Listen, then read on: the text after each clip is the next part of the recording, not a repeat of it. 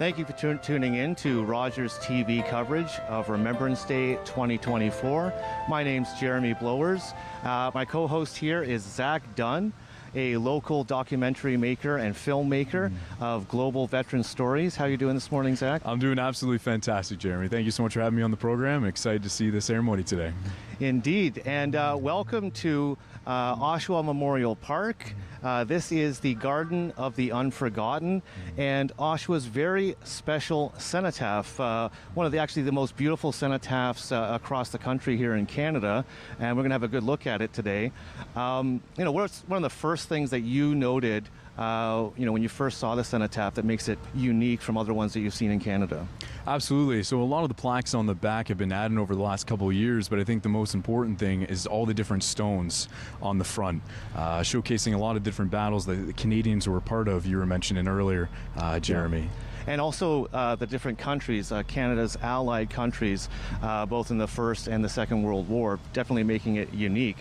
And in the theme of Oshawa's centenary in 2024, the cenotaph actually, it's the centenary of the cenotaph. It was unveiled to the citizens of Oshawa on the 10th of November, 1924. So this will be the 100th Remembrance Day ceremony held here in Memorial Park in Oshawa at this very special cenotaph 100 years ago. That is an absolutely incredible, and it's such a beautiful monument and something that, not only people of Durham, but people of Canada can come visit and see, because it shows our veterans and a lot of different names that we will never forget as well. Indeed, and originally there was 126 names of Oshawa residents that perished in the Great War, and then of course there was added for the Second World War and the Korean War.